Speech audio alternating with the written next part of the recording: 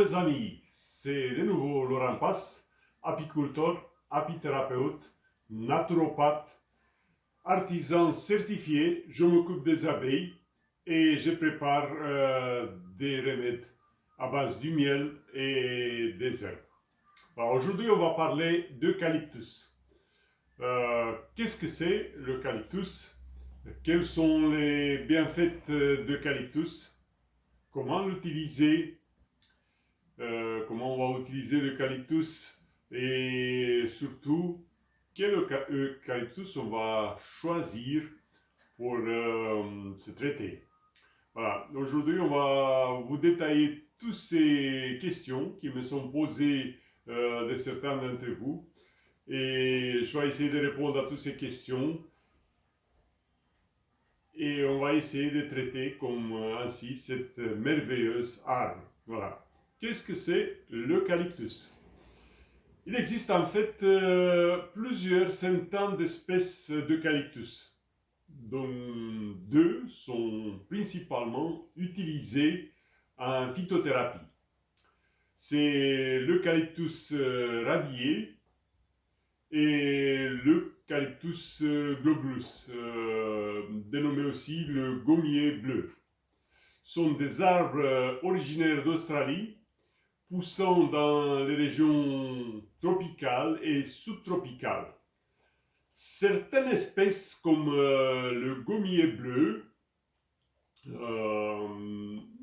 Eucalyptus globulus, se sont très bien acclimatisées au sud de l'Europe et aux rives du bassin méditerranéen. Donc ils sont introduits en Europe au 19e siècle. À cette époque, d'ailleurs, le gommier bleu a été planté en masse pour la production des pâtes à papier et non pour ses vertus médicinales. Mais ces remèdes traditionnels n'ont pas tardé et les aborigènes ils ont repéré rapidement ces nombreuses propriétés et aujourd'hui on a des recherches beaucoup de recherches sur des huiles essentielles d'eucalyptus. Et un de ses vertus, c'est que c'est antiseptique et bronchodilatateur. On débute les recherches la première moitié du XXe siècle et ces vertus, ils ont été rapidement reconnus. Et l'eucalyptus fait désormais partie des plantes dont l'usage traditionnel est reconnu par OMS, l'Organisation mondiale de la santé. Il figure aussi également sur la liste des plantes médicinales de la pharmacopée française et belge, bien sûr. Et voilà, je vais vous dire aujourd'hui de sa description botanique. Voilà, la description botanique de l'eucalyptus. Donc c'est une plante, un arbre, et la taille de cet arbre à feuilles persistantes, il peut varier de quelques centimètres jusqu'à plus de 60 mètres. Le plus haut, qui se trouve en Australie, bien sûr, dépasse le 99 mètres. Certains arbres sont à tronc unique, d'autres, ils ont une tronc qui se divise au niveau du sol. Les feuilles d'eucalyptus sont bleutées et recouvertes de glandes à huile. Ils ont pour particularité de changer d'apparence en fonction de l'âge de l'arbre. Donc, ils sont plus blancs au début et par après, ils peuvent varier entre vert, jaune et blanc. mais il conservant toujours une orientation verticale. Donc les fleurs d'eucalyptus variant en fonction d'espèces, ils présentent tout un nombre d'étamines et sont dans un premier temps fermés par une opercule et ils font des fruits secs et bruns en forme de cône et qui mûrissent sur les arbres. Dans le cas du gommier bleu, donc l'Eucalyptus globulus, il mesure entre 1,5 et 2,5 cm. Donc ce sont des petits fruits. Et quand ils vont s'ouvrir, ils vont laisser s'échapper plusieurs grains par les valves. Les feuilles de la principale espèce utilisée en phytothérapie, mesurant entre 6 et 15 cm sur les jaunes des arbres. De 15 à 35 cm quand le gommier bleu est arrivé à la maturité. Les fleurs, quant à eux, ils ont une couleur crème et leur nectar est particulièrement apprécié par des abeilles. Voilà. On va parler aussi aujourd'hui des parties utilisées. En phytothérapie, les parties utilisées de l'eucalyptus sont les feuilles des arbres arrivés à la maturité. On peut les utiliser fraîches ou séchées. Elles servent pour les infusions, pour les teintures. On peut le distiller. Si on va le distiller, on va permettre la fabrication des huiles essentielles. Voilà. Les principes actifs d'eucalyptus, l'eucalyptus il est très riche en cinéole, dénommé aussi l'eucalyptol, des tanins, des flavonoïdes et des résines. Voilà. Quels sont les bienfaits de l'eucalyptus? Voilà. L'eucalyptus, on sait tous, si vous ne savez pas, il y a des propriétés antiseptiques et il soulage les douleurs liées au rhumatisme. Il traite les douleurs névralgiques. Il assure une bonne hygiène buccale. Il y a des propriétés antibactériennes. Il est très utilisé en cas de rhume, des sinusites, des toux, des bronchites et des grippes. Les otites, on peut le traiter aussi. On peut traiter, très important, les infections urinaires et cutanées. Chez l'Eucalyptus globulus, ce sont les feuilles sèches qu'on utilise. Elles possèdent de nombreuses propriétés. Il y a des propriétés balsamiques qui calment la muqueuse inflammée. Il y a des propriétés antiseptiques, expectorants, fébrifuges, c'est très important, qui vont faire tomber la fièvre. C'est un très puissant bactéricide, c'est un puissant tonique et, il ne faut pas oublier, c'est un bon vermifuge. Une véritable plante aux 1000 vertus à qui on fait appel pour calmer sa toux, pour fluidifier ses expectorations, pour se débarrasser de son rhume et déboucher son nez.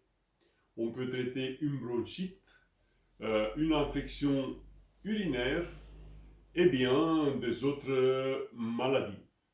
Donc, si vous voulez, on a une plante, un arbre à 1000 vertus. Il y a des maladies infectieuses comme la rougeole, scarlatine, des maladies tropicales et bien d'autres mots. Bon, c'est très important de ne pas associer l'eucalyptus à des médicaments ou des plantes contenant des iode. Voilà, on arrive là, comment on va utiliser l'eucalyptus. On peut faire en fumigation, ça veut dire on fait bouillir sans couvercle ou brûler des feuilles d'eucalyptus dans une pièce et ça peut aider à assainir l'air. On peut faire en infusion.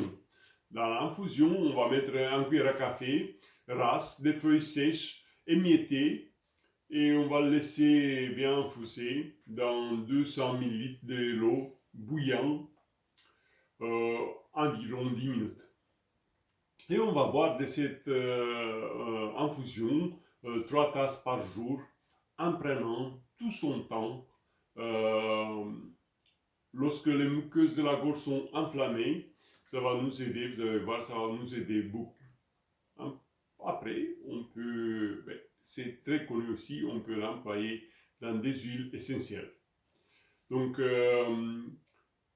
des feuilles, on va extraire en huile essentielle. C'est très utilisé, les huiles essentielles sont très utilisées pour soigner les infections pulmonaires et les infections ORL chez les adultes et chez les enfants. Notamment en inhalation. On va mettre environ 10 gouttes dans un grand bol d'eau chaude et on va inhaler ça.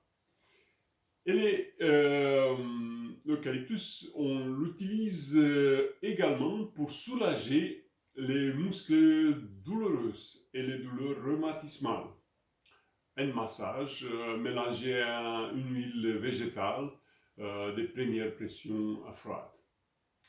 Voilà. Quel eucalyptus il faut choisir? Je vais vous présenter ici 4 typologies d'huile essentielle d'eucalyptus qui sont les plus suivantes utilisées dans l'aromathérapie. Voilà. Il y a l'huile essentielle d'eucalyptus radiata ou eucalyptus radié. Donc, c'est une huile, essentielle qui ont l'extrait de l'eucalyptus radié. Après, il y a l'huile essentielle d'eucalyptus globulus ou l'eucalyptus globuleux, aussi appelé le gommier bleu. Il y a voilà, l'eucalyptus radiata, c'est plutôt pour ORL, anticataral, expectorant, anti-inflammatoire et antispasmodique et aussi bien sûr antibactérien. Et c'est un très puissant immunostimulant. Voilà. 2.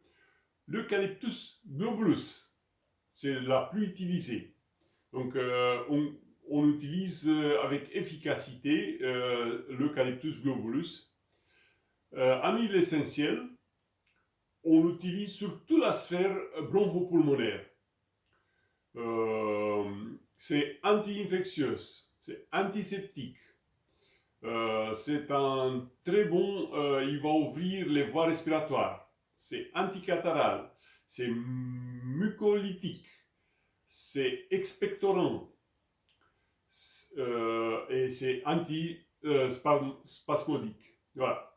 Après, on a l'eucalyptus citronné.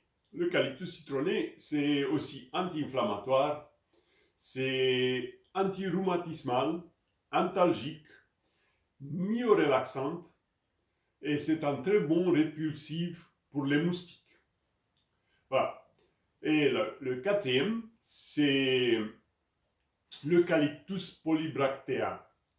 Donc l'huile essentielle, c'est plutôt aussi de la sphère ORL, mais aussi de la sphère urinaire. C'est un puissant anti-infectieux et antiparasitaire. Voilà. On va parler aussi des bienfaits très connus de l'eucalyptus et surtout de l'Eucalyptus globulus qui favorise l'évacuation des sécrétions bronchiques, qui aide au traitement des affections comme la bronchite ou la toux. Ces plantes est également un très puissant antiseptique qui aide à lutter contre la fièvre et les infections touchant l'appareil respiratoire ou bien aussi pour l'appareil digestif.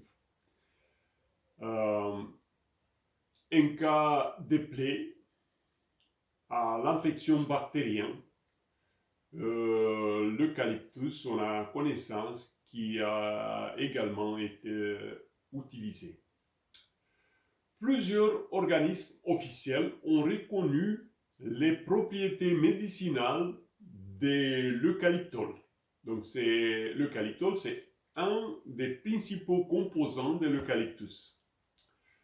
Dans le traitement des inflammations des voies respiratoires,